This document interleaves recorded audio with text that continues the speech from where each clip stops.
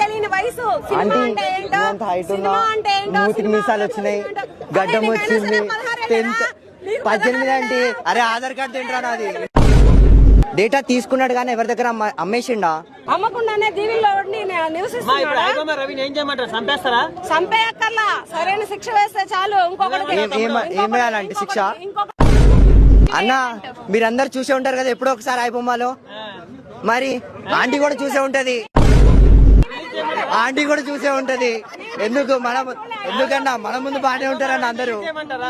Release అని కాదన్న, పర్లే ఓకే, తప్పే అది అన్న, చూస్ చేసుకుంది రాంగ్ పాత్ వే, ఓకే తప్పు, శిక్షించండి పర్లేదు. ఆంటీ కూడా చూసే ఉంటది ఏదో ఒక ఆంటీ కూడా ఎప్పుడో ఒకసారి చూసే ఉంటది, అది పక్కా.